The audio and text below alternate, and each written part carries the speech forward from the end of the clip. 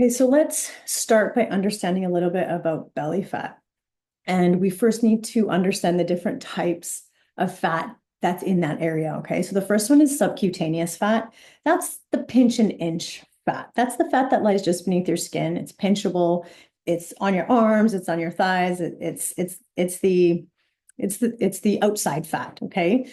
Um, while excess subcutaneous fat can contribute to overall health issues, it's less metabolically active and not as dangerous as other types of fat.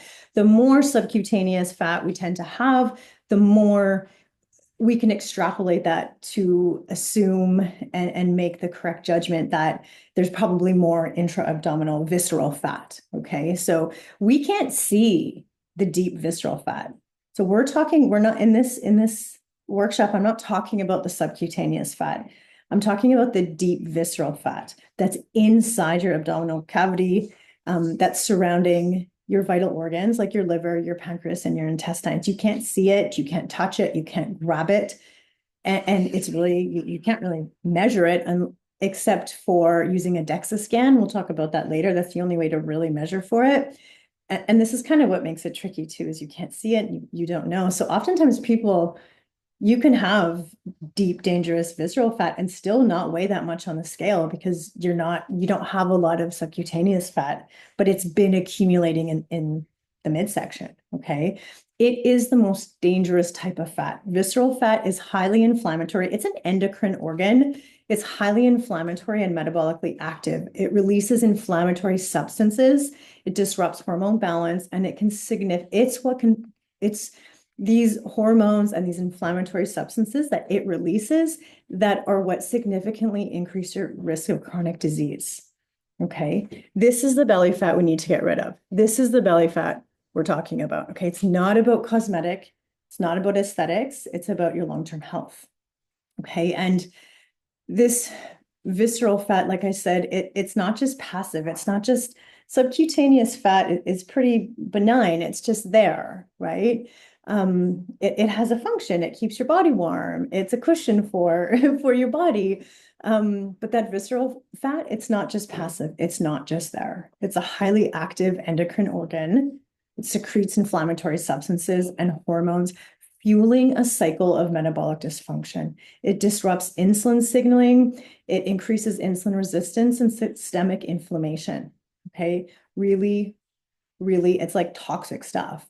And it creates a metabolic environment where insulin doesn't work effectively, which is what leads to high blood sugar levels and your risk of type 2 diabetes. Okay. And all of the risks that come along with unmanaged blood sugars that are high. Okay. And so the health risks linked to this kind of belly fat, it's belly fat, the visceral fat we're talking about, the deep organ fat around your intestines, around your pancreas, around your liver, is directly linked to metabolic dysfunction, metabolic syndrome, which is a cluster of risk factors, including high blood pressure, elevated blood sugar, abnormal cholesterol levels, and increased waist circumference. So waist circumference is a way that you can sort of assess how much, like if you're at risk of this, if this is a problem. So for a woman, a waist circumference over 35 inches significantly increases your risk of this metabolic syndrome. Okay. So it's a sign that, oh, if I measure my waist, right?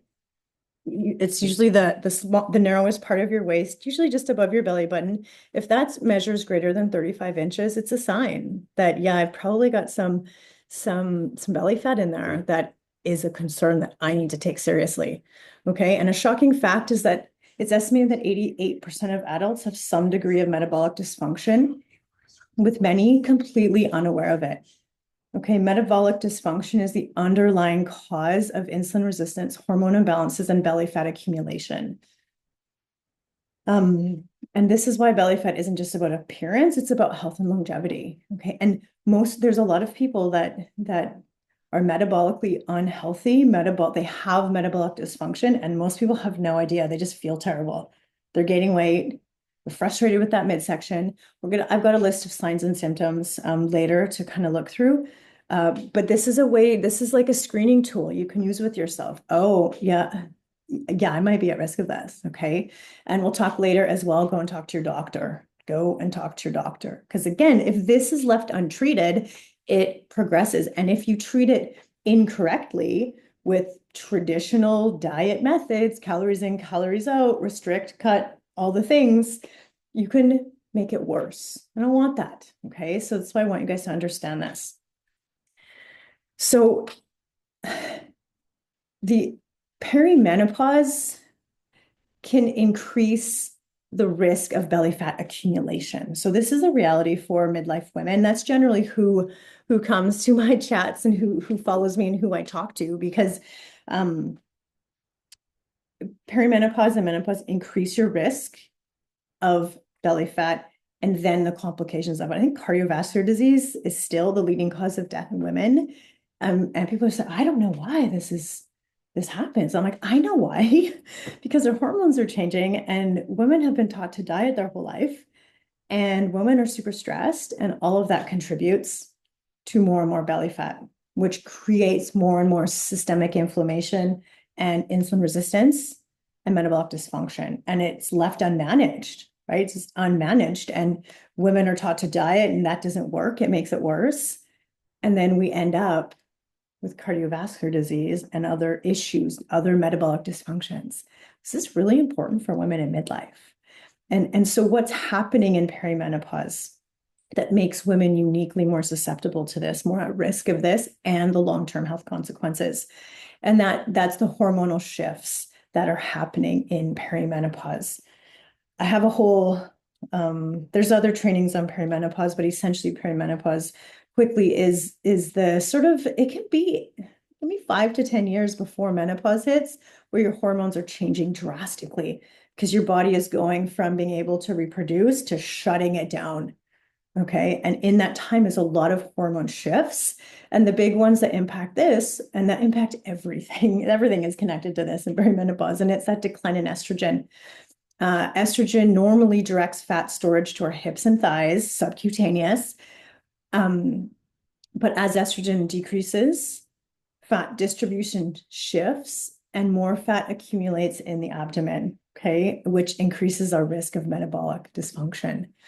Additionally, lower estrogen levels are linked to increased insulin resistance, making it harder for the body to efficiently use glucose for energy. And we have more cortisol receptors in our belly. And so when this is happening, our body is just not managing the glucose properly. Insulin's not able to do its job properly, and then the body stores it in the belly. And then the problem with that is, because remember, the belly fat produces more hormones and inflammatory substances that trigger more cortisol and more insulin resistance. So it's like a negative vicious cycle when left unmanaged. Okay. What else can I say? There's progesterone declines as well in midlife, and that it means we're less stress tolerant. So in our younger years, we could handle stress and we could manage it, and progesterone was helping us out. But in midlife, when progesterone is declining, it contributes to there's more, we don't handle stress the same. And so cortisol is our stress hormone, which we used to kind of just be able to manage, no big deal. We don't manage it anymore. And so we have this low grade, high cortisol kind of pumping all the time without progesterone to help us out. And again, that's stress and inflammation on the body. And high cortisol triggers your pancreas to dump out glucose, and then you got glucose in the bloodstream, and it's all quite complicated, but essentially your body's just storing more fat in the midsection because those cortisol receptors are there. And it sets up a cycle of stress-induced belly fat accumulation, which just contributes to more belly fat accumulation. And then the other issue is that as estrogen declines as well, we're losing muscle mass. Women are losing 3 to 8% of muscle mass per decade. I think it's way more if we're not training and eating to strategically build that muscle, which most women are not. And so we're losing that muscle mass, which slows metabolism and it reduces the body's ability to efficiently process carbohydrates. And this loss of muscle mass combined with the insulin resistance and the reduced tolerance to stress and carbohydrates is just like a metabolic disaster. Okay. And it all favors storage of fat in the midsection. Okay. This is why women in perimenopause are at higher risk of belly fat accumulation and then the related health issues, specifically the cardiovascular stuff. Okay, it's a storm. It's a hormonal storm ripe for belly fat accumulation. And you see it if you look around, right? And what are women taught to do? They're taught to diet, to restrict, to cut. And we're going to talk about why that doesn't work. Well, it doesn't work because it creates more inflammation and stress, and weight loss isn't the problem. I mean, yes, everyone goes, oh, I'm weighing more and I'm gaining weight and nothing's working, so I better eat less and exercise more.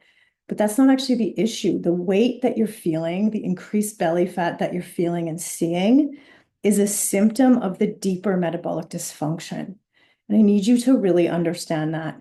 The weight gain and the belly fat accumulation is a symptom of a deeper problem. So if you're just exercising more and eating less and cutting carbs and training fasted and doing all those things, and you're losing weight without losing that belly fat, or you're losing weight and you're gaining it all back, it's because you're not, it's like you're putting a Band-Aid on the problem.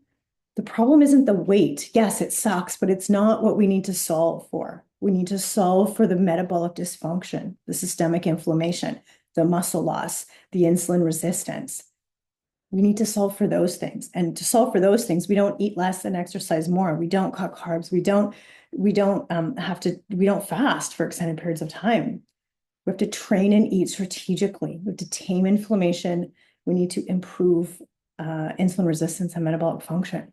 We're going to talk about that later, but I really want to really start to shift your perspective here and just really hit home on weight is a symptom of deeper metabolic dysfunction. And to get rid of the weight and to permanently get rid of the belly fat and the health risks, or reverse prediabetes, reverse the cardiovascular issues, reverse the diabetes, we have to solve for the metabolic dysfunction.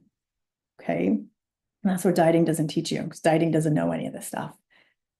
Okay. And that's what women have been sold over and over and over again. And that's why a big piece of my program, the Fitter, Leaner, Stronger Over 40 program, is ditching diets. It's liberating yourself, understanding diet culture and why it's not working, and helping you guys actually go deeper and work on the things that are going to improve your metabolic function.